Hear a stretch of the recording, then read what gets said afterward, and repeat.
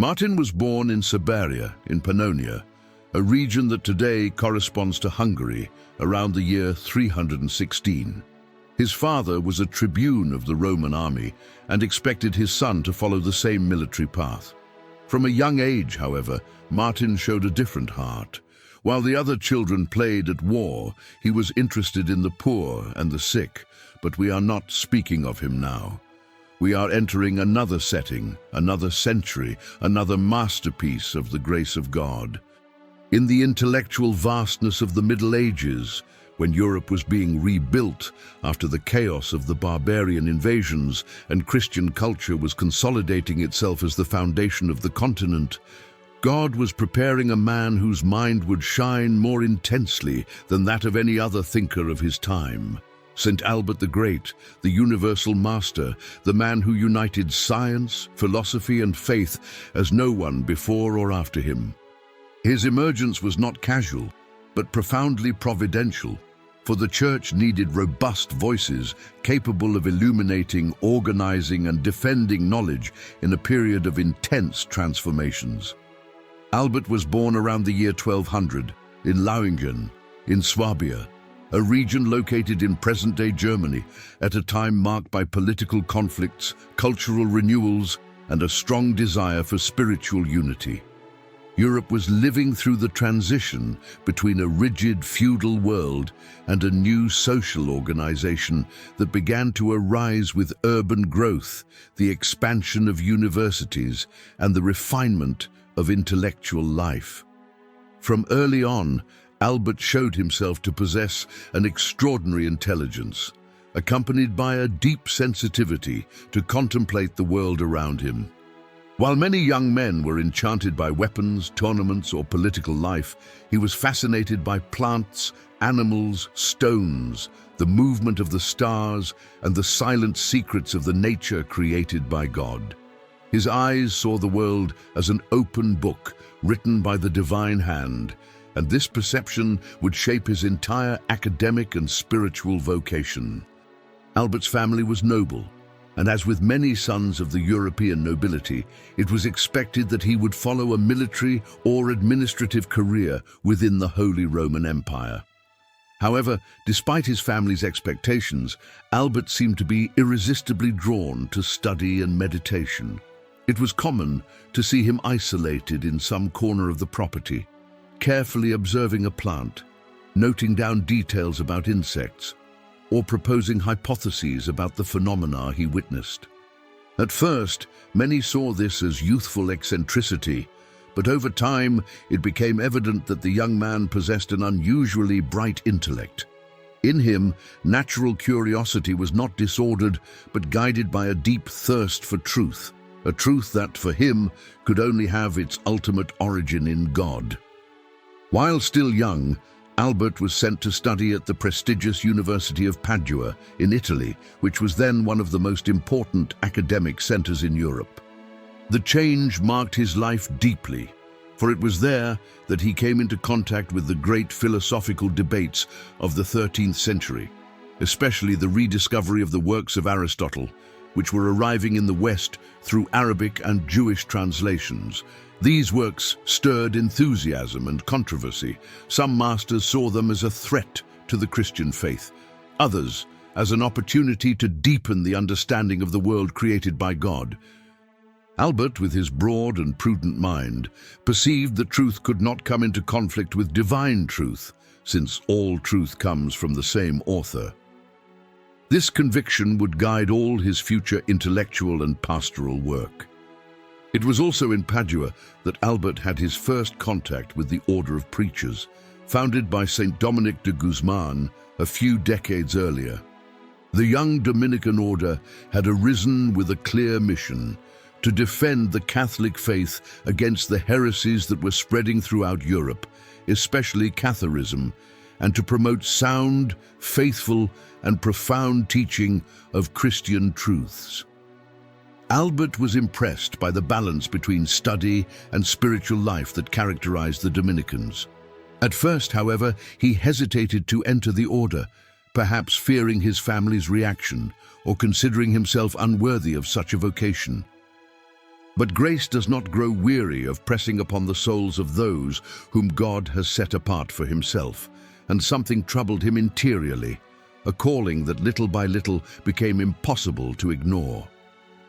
Tradition tells that on a certain night, as he was walking through the gardens of the house where he lived as a student, Albert had a vision of the Virgin Mary. The Mother of God appeared to him to dispel his fear and confirm his religious vocation.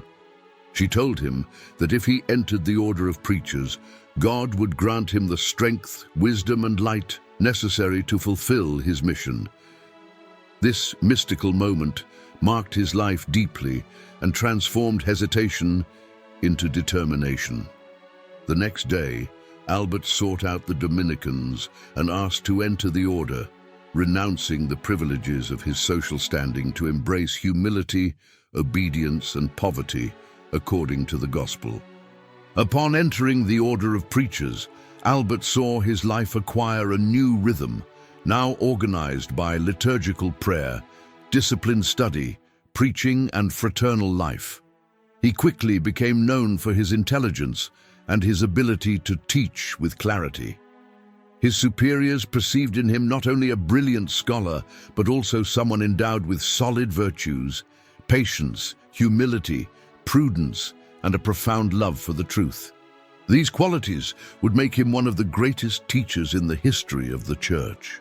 The Dominicans, following the charism of St. Dominic, believed that preaching is only effective when it is born of a deep interior life and serious study. Albert embodied this ideal perfectly. As he advanced in his studies and in religious life, Albert began to deepen himself not only in philosophy, but also in theology and the natural sciences. He did not see any contradiction between studying the physical world and seeking God. On the contrary, he saw it as a Christian obligation.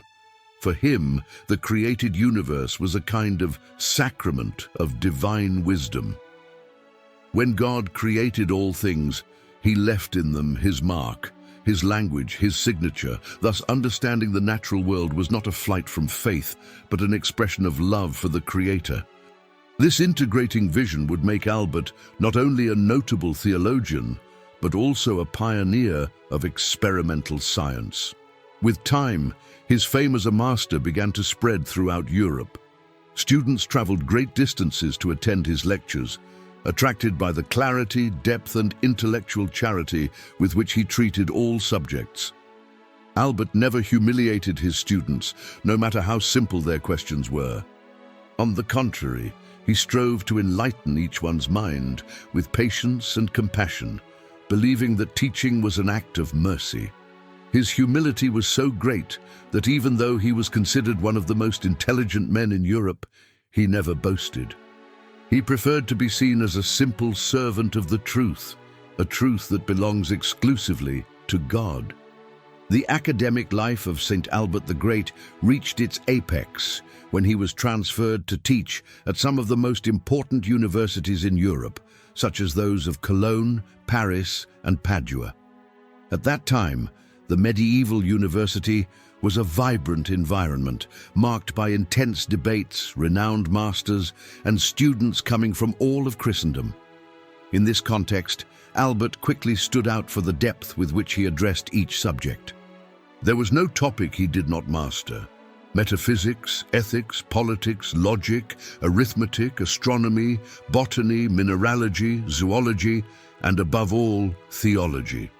He used to say that the true wise man does not fear the limits of human knowledge, for he knows that all knowledge, however fragmented it may seem, converges toward God, who is the source of reality and the end of all things. His classroom became a true laboratory of wisdom, where faith, reason, and science walked together in perfect harmony. It was during his work at the University of Paris, the greatest academic center of the 13th century, that Albert consolidated his title of Doctor Universalis, the Universal Doctor. The university was the intellectual heart of the Christian world, where great questions about faith, philosophy, morals, and society were discussed. There, Albert faced challenges that required not only knowledge, but courage. Many scholars feared the entrance of Aristotle's works into Christian schools, arguing that pagan philosophy could corrupt Catholic doctrine. However, Albert, enlightened by prudence and faith, knew how to show that true philosophy does not threaten faith, but strengthens it as long as it is correctly interpreted and subordinated to divine revelation. This stance opened the way for the definitive synthesis between faith and reason that would characterize all scholasticism. Among the many students who passed through his classes, one in particular stood out and would forever change the history of the Church: Saint Thomas Aquinas. When Thomas arrived in Paris, many masters and students were prejudiced because of his quiet temperament and robust appearance. Some nicknamed him the dumb ox, believing that he would never stand out as a theologian. But Albert saw something that no one else saw: a luminous, profound mind, totally given to God. He welcomed him, guided him, and encouraged him, seeing in the young Dominican an even brighter reflection of divine wisdom. The relationship between master and disciple became one of the greatest treasures of the intellectual history of humanity, a partnership that shaped Catholic theology for centuries. Albert had great skill in adapting his way of teaching to the needs of each student. With Thomas, it was no different. He perceived that the young friar possessed an extraordinary philosophical capacity, combined with impressive humility. Therefore, Albert invited him to debate, to write, to systematize ideas, and to explore complex themes of metaphysics and theology. The episode in which Albert, after hearing Thomas brilliantly defend a difficult point of Aristotelian philosophy, declared before everyone is famous, "You call this young man a dumb ox, but his words will one day echo throughout the whole world." With this prophecy, Albert not only elevated Thomas in the eyes of his colleagues, but sealed one of the most beautiful legacies in the history of intellectual sanctity. Besides being Thomas's master, Albert also stood out as one of the first great researchers in the history of science. At a time when many philosophers limited themselves to repeating ancient treatises, Albert did something extraordinary. He observed, experimented, analyzed, compared, and recorded. He was not content with knowing what Aristotle had said about plants. Albert went out into the fields, collected samples, studied leaves, flowers, and roots. He compared results, corrected errors, expanded descriptions, and created new classifications. Thanks to him, medieval botany took a leap in quality and drew closer to the modern scientific method. His work was not mysticism disguised as science, but authentic science illuminated by faith. This investigative spirit also extended to zoology. Albert studied animals with details that are surprising for his time, describing behaviors, habitats, and physical characteristics. He was also a pioneer in mineralogy, analyzing stones, metals, and geological processes with impressive rigor. Many historians of science consider Albert the father of natural science in Europe, for he brought to the West the idea that nature must be studied through direct observation and not just by means of ancient texts. But unlike modern scientists who reduce the material world to something purely mechanical, Albert always saw in nature a reflection of God's wisdom and beauty.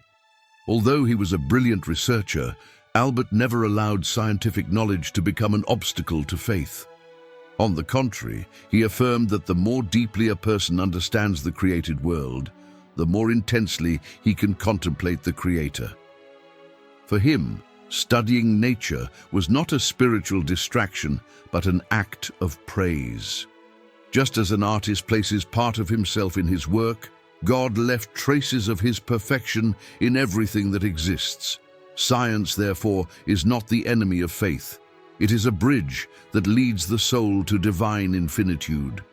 This balanced vision made Albert an intellectual giant at a time when many still feared reason.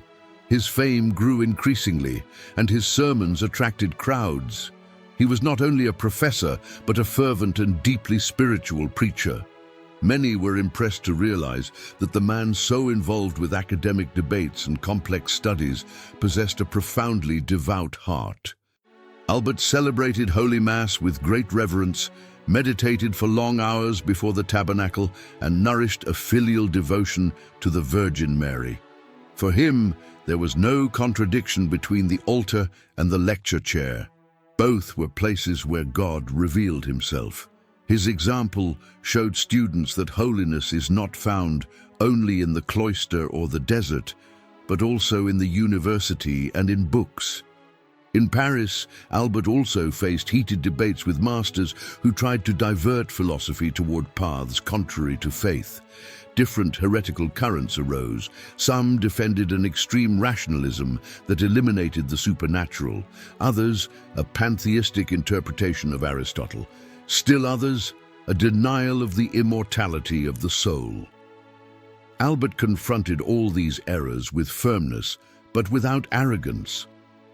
His intellectual charity was so great that he refuted his opponents without humiliating them, showing that defending the truth does not mean destroying people, but enlightening minds. Under his guidance, the University of Paris became an environment where philosophy and theology flourished in an extraordinary way. The synthesis between faith and reason, which would become the heart of scholasticism, found in Albert one of its highest pillars. He prepared the ground so that his work, and that of Thomas Aquinas, would become definitive references for the Catholic Church. Albert's contribution was so immense that centuries later, scientists and philosophers would still rely on his ideas to develop studies about nature, logic, and metaphysics. With the growth of his intellectual and spiritual prestige, St. Albert the Great was called by Holy Church to take on an even higher mission, the episcopate. In 1254, Pope Innocent IV appointed Albert as Bishop of Regensburg, Ratisbon, one of the most important bishoprics of the Holy Roman Empire. Upon receiving this responsibility, Albert did not see it as worldly honor, but as a sacred weight that demanded sacrifice, humility, and total self-giving. His heart was never attached to power, titles, or privileges. On the contrary, he feared that the episcopate would separate him from poverty, Dominican simplicity, and the life of study that he so loved. However, obedient to the Church and aware that true greatness lies in serving, he accepted the episcopal office as an expression of his total consecration to Christ. Soon after taking over the diocese, Albert showed that his governance would not be bureaucratic administration, but true shepherding. He traveled long distances on foot, visiting poor parishes and small villages that had not received the presence of a bishop in years. He heard confessions, celebrated the sacraments, consoled the sick, guided priests, and sought to restore the discipline and moral life of communities that were spiritually weakened. He spared no effort to draw the clergy closer to the holiness that God demands of priests. Many accounts describe his simplicity. Even as bishop, he did not permit luxuries in his episcopal residence, slept on a simple bed, and shared his meals with the poor, always remembering that Christian authority exists to serve and not to be served. Despite his intellectual brilliance, Albert never lost the spirit of humility characteristic of the great saints. He did not consider himself worthy of the episcopal dignity and often expressed his desire to return to the communal life of the Dominicans. But while he exercised the office, he was an exemplary pastor. He reformed clerical discipline, promoted catechetical instruction of the people, defended social justice, and intervened in local conflicts to restore peace. In the period of political tensions among nobles, cities, and the emperor, Albert served as a wise and respected mediator, achieving resolutions that many judged impossible. His voice had authority not because he inspired fear, but because it conveyed light and balance. One of the most admirable aspects of his episcopate was his total renunciation of material goods. Just as St. Francis of Assisi and other great saints, Albert saw evangelical poverty as a privileged path to union with Christ. Although he had authority to administer great resources of the diocese, he lived with extreme sobriety, destining almost everything to the poor, the sick, and works of charity. His simplicity caused astonishment. The bishop who taught philosophy at universities was the same who walked in worn sandals, ate little, wore simple clothes, and owned no possession he could call his own. This coherence between word and life made his preaching even more effective, for the people saw in him an authentic shepherd, configured to Christ poor and humble. Besides being a pastor, Albert was also a tireless defender of the truth in times of doctrinal confusion. Various heresies threatened the integrity of the faith, and many infiltrated not only among simple folk, but also among scholars and political leaders. Albert always responded with charity, but also with firmness. He understood that truth, as an expression of divine wisdom, cannot be relativized. He took part in councils, guided theologians, advised popes, and wrote texts that clarified difficult points of Catholic doctrine. His ability to explain complex issues with clarity became a precious resource for the entire Church, which frequently turned to him to resolve theological disputes. Albert's holiness also manifested itself in his deep life of prayer.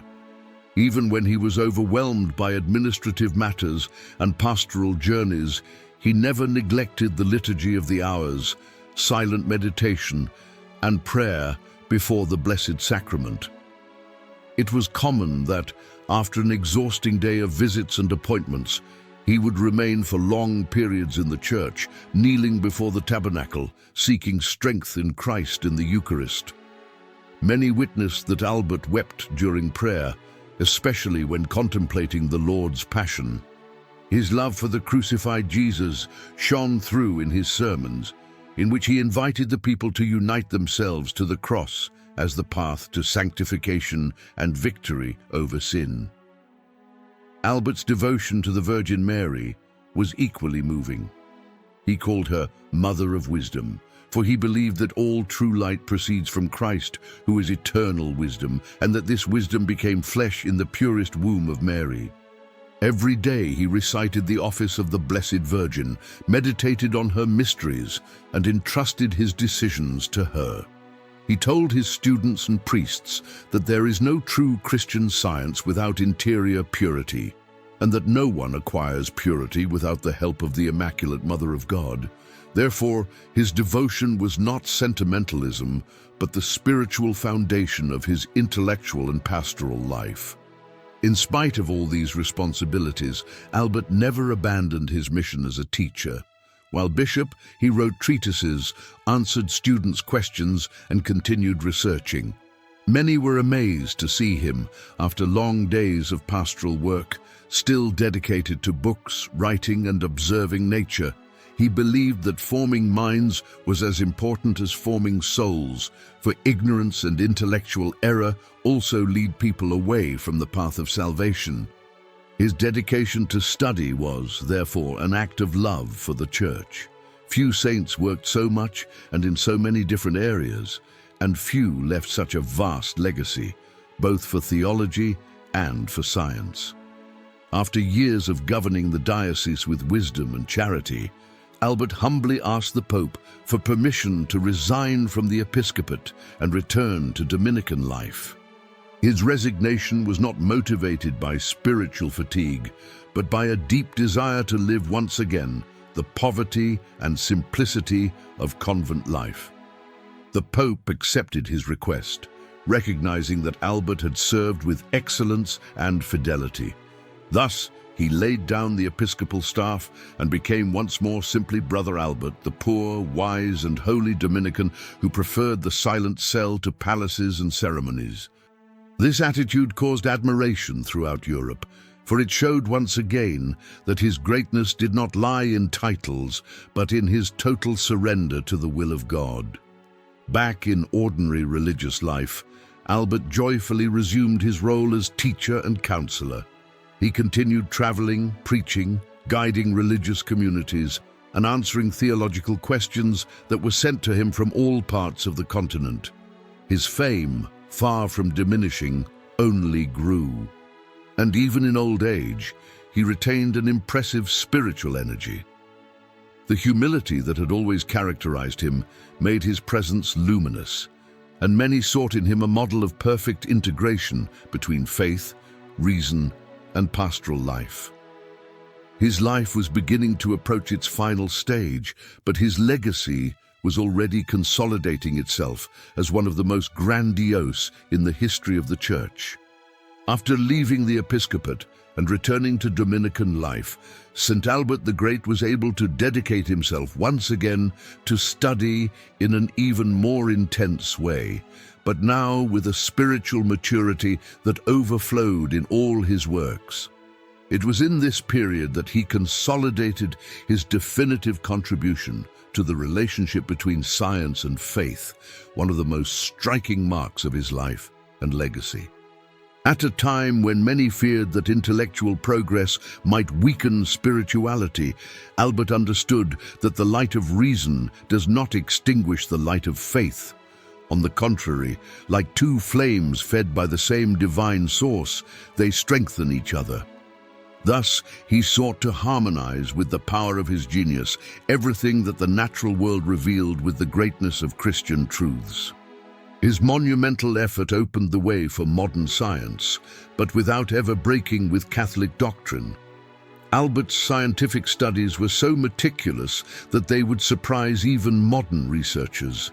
He believed that God wrote two great books: the book of Scripture, where supernatural revelation is found, and the book of nature, where the wisdom of the Creator is imprinted for all people. Therefore, he dedicated himself to carefully observing every detail of the created world, convinced that truth could never be in conflict with itself. His treatises on botany, zoology, mineralogy, and astronomy were so complete that for centuries they were used as scientific references.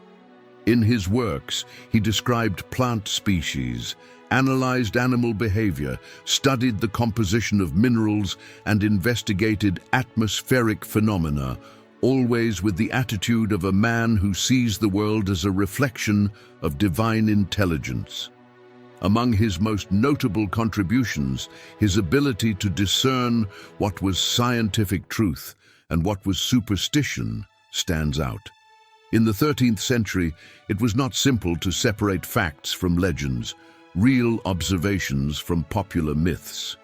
Many scholars mixed magical beliefs with natural explanations, creating strange theories that were often contrary to the Christian faith.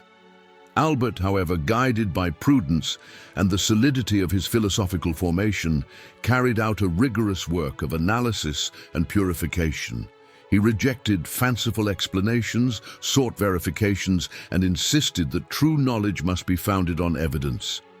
This stance made him a forerunner of the scientific method, long before figures such as Francis Bacon or Galileo Galilei. But unlike certain modern scientists, Albert did not see opposition between science and religion, for he knew that both have their origin in the same God. Another admirable point of his scientific work is his profoundly Christian view of nature. For Albert, creatures were not mere objects to be studied, but manifestations of the goodness and wisdom of the Creator. Each plant, each animal, each stone, each star possessed an internal order that reflected in a limited way the divine perfection. Thus, the study of the natural sciences was not for him a mere intellectual exercise, but an act of contemplation. He wrote about the physical world with reverence, like someone who feels he is standing before an invisible temple where God hides, revealing himself discreetly to those who have attentive eyes. His science was inseparable from his spirituality, and this integration made his work unique in the history of human thought. His philosophical approach was also essential in establishing the foundations of Christian science. Albert understood that the human intellect has limits and that reason, however lofty, cannot penetrate supernatural mysteries without the light of faith. Therefore, he taught that it is necessary to distinguish between natural truths, accessible to reason, and revealed truths, which surpass human capacities and can only be known through divine revelation. This distinction, far from separating science and faith, allowed each to exercise its role without unduly interfering with the other. Albert avoided both rationalism, which reduces everything to the human intellect, and fideism, which rejects reason. In his view, true wisdom consists in recognizing the harmony that God established between the two lights. This perfect balance was fundamental in confronting errors that were beginning to arise in the academic environment. Some masters, influenced by pagan doctrines, defended ideas incompatible with the faith, such as the eternity of the world or the impossibility of divine intervention in history. Albert fought these theories with firmness and precision, showing that such conclusions did not derive from true Aristotelian philosophy, but from distorted interpretations. He restored the correct understanding of Aristotle, integrating it with Christian theology in a brilliant way. In doing so, he prepared the ground for Thomas Aquinas, his disciple, to carry out the deepest synthesis between faith and reason that history has ever seen. It can be said that without Albert there would be no Thomas.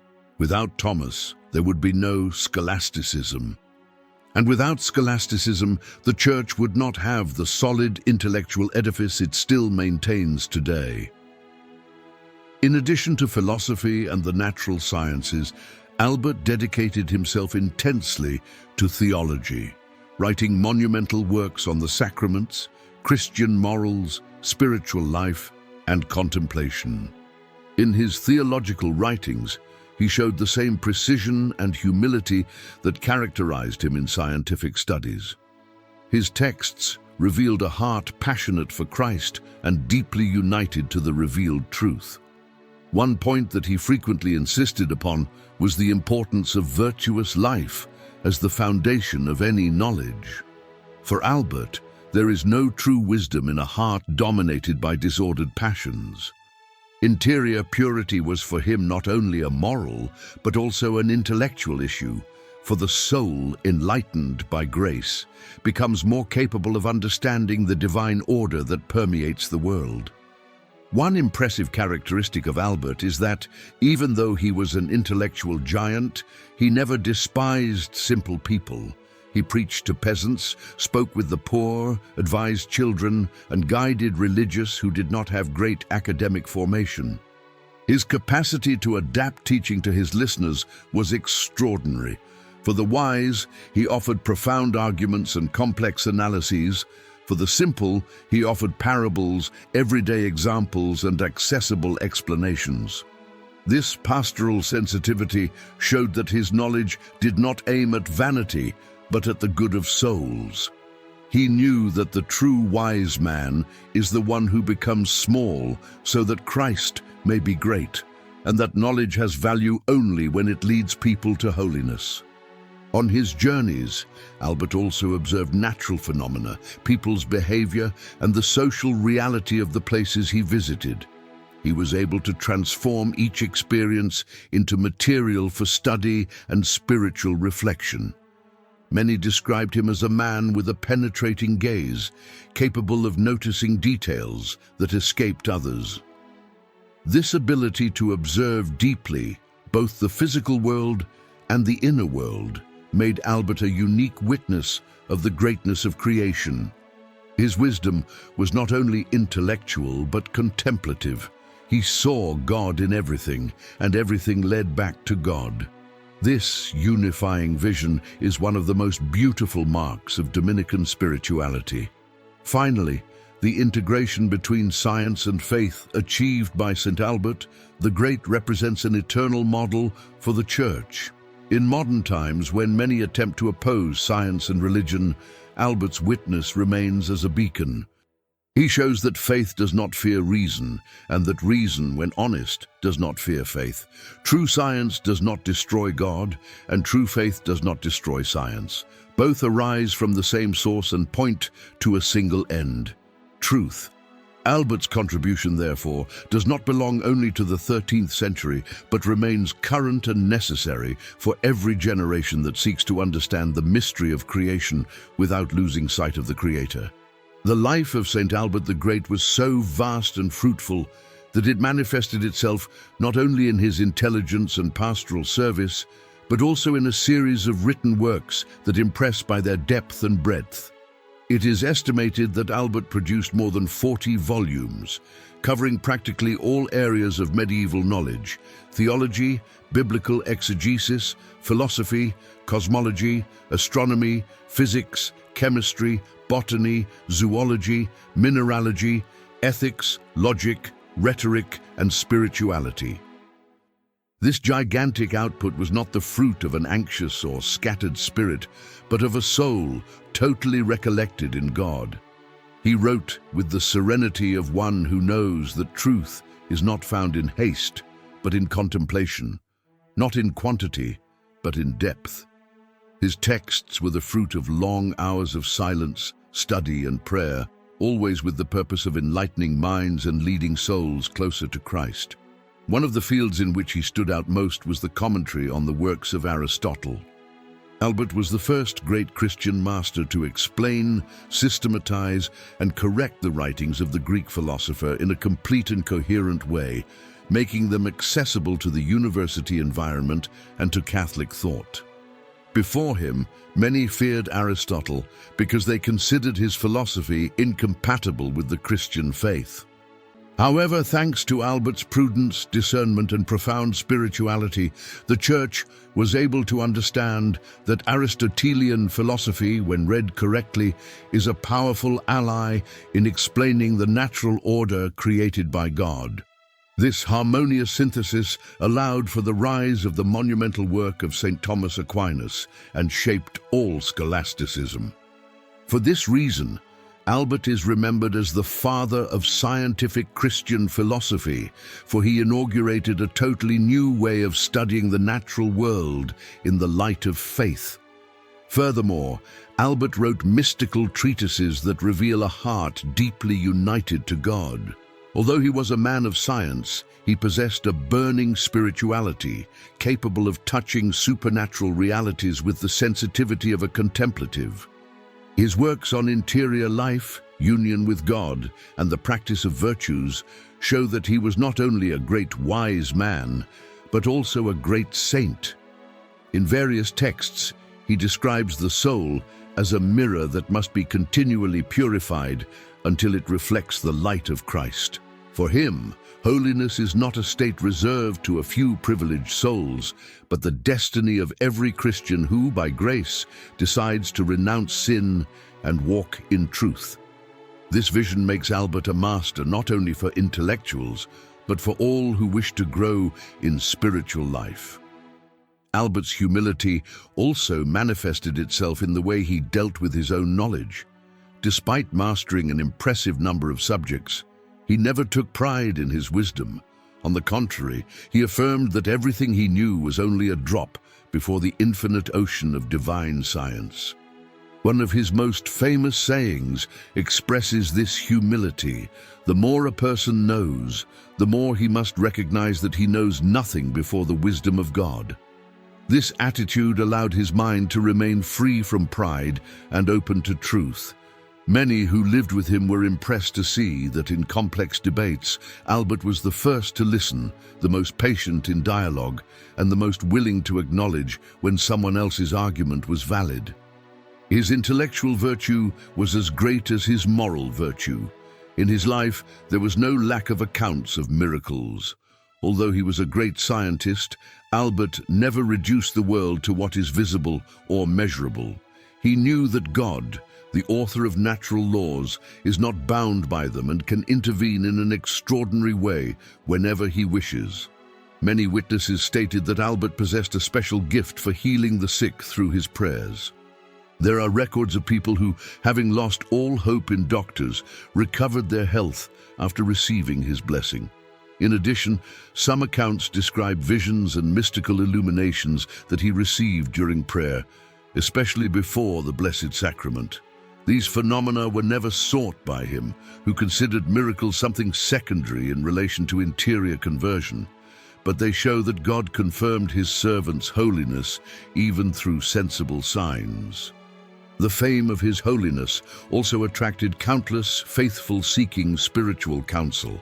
Albert had the gift of reading the human soul with great delicacy, identifying hidden wounds, spiritual tendencies, and paths of conversion.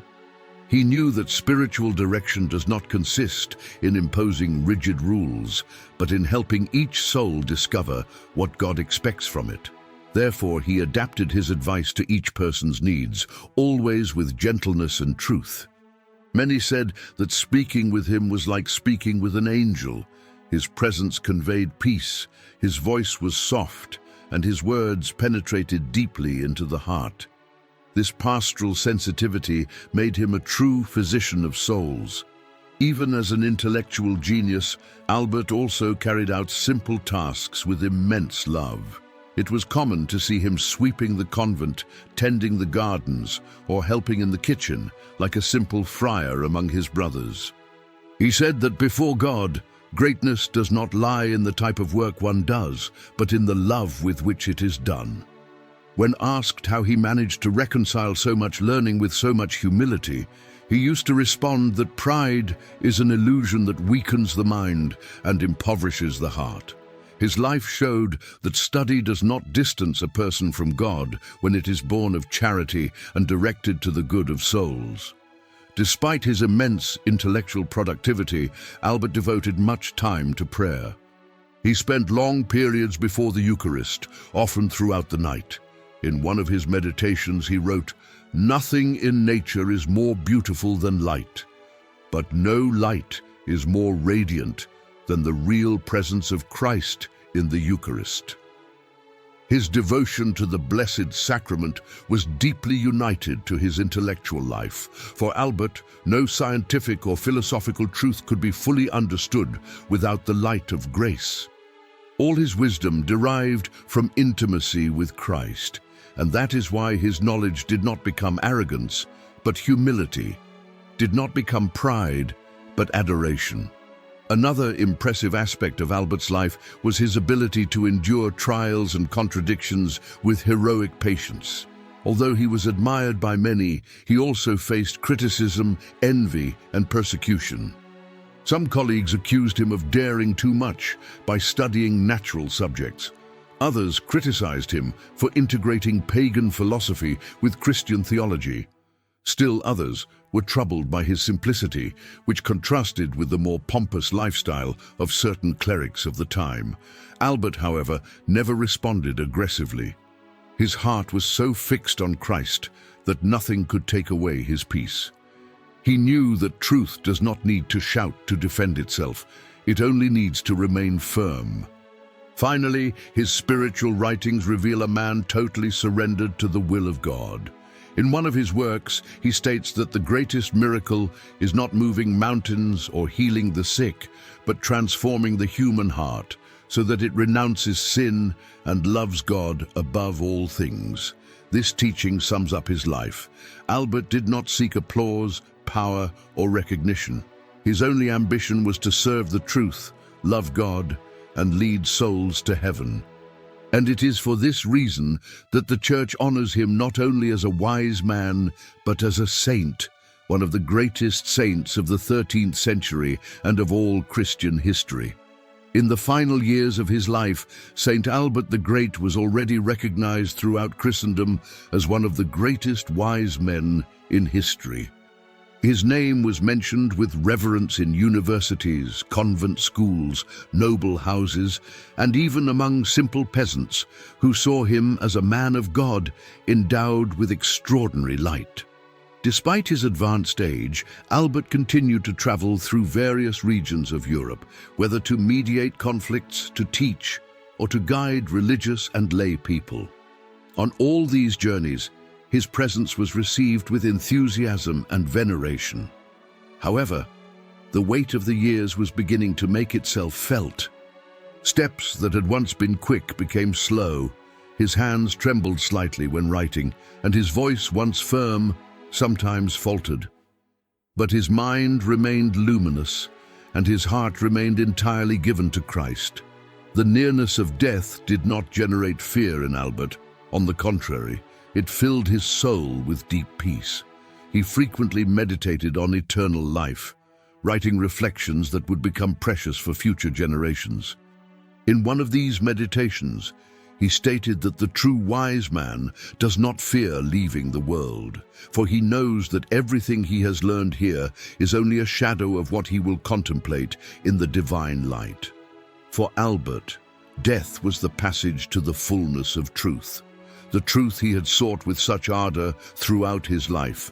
Therefore, his last years were lived with serenity, humility, and gratitude. He continued studying and teaching, but with an increasingly clear awareness that everything converged toward the final encounter with the Lord. In 1274, an event profoundly marked his already aged heart: the death of his disciple and spiritual son, Saint Thomas Aquinas. When he received the news, Albert was deeply shaken. Thomas was not only his most brilliant student, he was an intimate friend, a faithful collaborator, and above all, a saint who had illuminated the world with an even greater wisdom. It is said that Albert wept intensely upon hearing the news, lamenting the loss of someone he considered one of the greatest gifts God had granted the Church. He's reported to have said, "The light of the Church has been extinguished." But at the same time, he recognized that Thomas had reached eternal glory, and this brought him consolation. The disciple's death made Albert reflect more deeply on his own mission, feeling that he had already fulfilled everything God expected of him. In the following years, his health began to decline more evidently. His memory, once prodigious, began to weaken. There are reports that at a certain point, he could no longer recall many of the texts he had written, as if God were preparing him to abandon intellectual activity and surrender himself totally to silence and contemplation. For many, this would be reason for anguish. For Albert, however, it was a grace. He said that when the human mind falls silent, it is the moment when the soul can hear more clearly the voice of God. Thus he accepted frailty with humility, living his last years withdrawn, silent, and dedicated to prayer. Even in his frailty, Albert never stopped celebrating Mass while he had strength. His Eucharistic devotion intensified in the last months of his life. Often those who lived with him found him in the chapel, kneeling before the tabernacle, even when his tired body could barely support him. He said that the Blessed Sacrament was the source and end of all wisdom, for there dwelt the truth incarnate. In one of his last homilies, he said with trembling voice, "If I did any good in my life, it was because of the light I received from Christ in the Eucharist." This phrase became a perfect summary of Albert's soul. All his science, all his preaching, all his holiness had the Eucharist as center and foundation. In 1280, feeling that the end was near, Albert asked to be taken to the Dominican convent in Cologne, where he had taught for so many years and where he wished to rest. There, he spent his last days in silence, surrounded by brothers who deeply revered him. Many sought his blessing, believing, rightly, that they were before a living saint. He welcomed everyone with gentleness, tracing the sign of the cross over them and offering brief but deeply wise words. His humility remained intact. He constantly repeated that he was not great, but that God is great, that he was not wise, but that God is eternal wisdom, that he was not holy, but that God sanctifies the weak. On the night of November 15th, 1280, Saint Albert the Great surrendered his soul to the Creator. His death was serene, silent, almost imperceptible. The friars who accompanied him reported that he expired while murmuring a prayer to the Virgin Mary, whom he had always called Mother of Wisdom. His face, previously marked by age, seemed illuminated by heavenly peace. Those who were present felt deep spiritual consolation, not desperate sadness, but an interior certainty that a giant of holiness had been welcomed into heaven. Thus ended on earth the life of one of the greatest masters the Church has ever known. Soon after his death, reports of graces obtained through his intercession began to multiply. Sick people claimed to have been healed. Students reported receiving extraordinary light in their studies after praying to him. Entire communities experienced peace after invoking his name. His fame of holiness, already great in life, became even greater after his passing. The people called him Saint Albert long before his canonization, recognizing that his virtue, his love for truth, and his service to the Church were unequivocal signs of divine grace. Popular devotion grew rapidly, especially among students, teachers, scientists, and preachers. As the centuries passed, his legacy did not diminish. On the contrary, it became even more impressive as the modern world advanced and often tried to separate science from faith. For each generation, the example of Saint Albert the Great re-emerges as a living testimony that it is possible to unite intelligence and holiness, research and contemplation, philosophy and theology, science and the Eucharist. He remains a luminous beacon on the ocean of history, reminding Christians that all true wisdom leads to the supreme truth, which is God Himself. His canonization in 1931 and his proclamation as Doctor of the Church in 1931 officially confirmed what the centuries already knew. Albert is one of the greatest masters God has given to the world. Today, his influence reaches not only theologians and philosophers, but also scientists, academics, and thinkers who seek to understand how faith and reason can walk together. His life continues to inspire those who wish to serve the truth with humility, courage, and love. And in the heart of the Church, his name remains as an eternal witness that wisdom, when lived in union with Christ, becomes light for all nations. His writings continue to be studied, his scientific works still impress, and his spiritual figure remains alive, reminding us that the true saint is the one who, having known the world, chooses to serve God alone. With his death, Saint Albert the Great did not end his mission. On the contrary, it expanded. His life became a beacon for the Church, especially in times of intellectual and spiritual confusion. From the 13th century to the present day, Albert remains as a magnificent testimony of the harmony between faith and reason, something extremely necessary in the modern world. In a time when many try to oppose science and religion, Albert stands as a solid bridge between these two worlds, showing that the Creator does not fear scientific investigation, for he himself placed order, beauty, and laws in creation. Thus, Albert's legacy transcends the academic environment. It is addressed to modern man, inviting him to seek truth with humility, to contemplate creation with reverence, and to recognize God's presence in all that exists. His influence manifests itself in a special way in the intellectual formation of the Church. Catholic universities, seminaries, institutes of philosophy and theology, and research centers find in Albert a model of Christian teacher. He shows that the pursuit of knowledge must not distance a person from God, but draw him closer to him. In times of relativism, when many people claim that truth does not exist, or that each individual creates his own truth, Saint Albert reminds us that truth is unique, objective, and eternal, and that this truth is a person, Jesus Christ.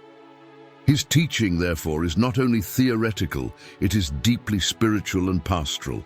He calls us to live the truth with love, courage, and fidelity, even when it is unpopular or difficult. Another extraordinary aspect of his legacy is the relationship he established between science and contemplation. St. Albert never saw study as an end in itself. He did not seek to accumulate knowledge out of vanity or to impress his contemporaries, but to glorify the Creator. His science was born from prayer and returned to prayer. In nowadays, when many researchers allow themselves to be dominated by intellectual pride, Albert teaches that the authentic scientist is the one who marvels before God's work and recognizes his own limits. He reminds us that when we study a flower, an insect, or a star, we are not before something banal, but before a divine mystery that reveals itself, albeit imperfectly, to human intelligence. Albert's impact also extends to the spiritual life of the faithful. Although he is known mainly for his intellectual wisdom, he left profound counsels on prayer, interior silence, humility, purity of heart, and the search for holiness. His mystical texts are comparable to those of the greatest spiritual doctors of the Church. He describes the soul as a field where God wishes to sow his graces, but that must be continually cleared of weeds, that is, of sins and disordered passions. He teaches that study without prayer makes a person dry, cold, and proud, but prayer without study can leave him vulnerable to errors. Only the union of both dimensions leads to true wisdom. This balanced vision makes Albert a deeply relevant spiritual master. Furthermore, his devotion to the Eucharist continues to be one of the most inspiring points for Catholics of all times. In a world that often treats faith in a superficial or merely symbolic way, Albert reminds us that Christ is truly present in the Blessed Sacrament, body, blood, soul, and divinity. His entire life was illuminated by the Eucharist, and it is impossible to understand his wisdom without considering his intimacy with Jesus in the sacrament. For him, the Eucharist was the source of science and the source of holiness. He encouraged his students to seek there the true light, for he believed that no intellectual pursuit would be fruitful if it were not rooted in love and adoration of the living Christ on the altar. The legacy of St. Albert the Great also manifests itself in the order of preachers, the Dominicans. His example illuminates the order's mission to this day: to preach truth with charity, deepen the intellectual formation of the friars, unite study and prayer, and defend the faith with courage. He personifies the Dominican ideal of contemplating and handing on to others what has been contemplated. His influence was so great that it shaped the spirit of the order in every age. For every Dominican who seeks holiness, Albert is not only a model, he is a living force that continues to inspire and strengthen vocations. His figure reminds us that God can act powerfully in the human intellect when it is totally given to the service of truth. But perhaps the most urgent aspect of his legacy for the contemporary world is his defense of the unity between natural truth and supernatural truth. In the 21st century, many live as if faith were the enemy of science, or as if science could replace God. St. Albert the Great refutes this false opposition. He teaches that science, when true, confirms the divine order, and that faith, when authentic, enlightens the intellect to understand reality more deeply. Thus, his teaching is a remedy for modern errors: materialism, which reduces everything to the physical world; relativism, which denies objective truth; rationalism, which rejects mystery; and esotericism, which seeks answers outside revelation.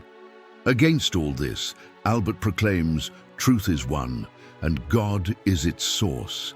Albert's legacy also manifests itself in the defense of education.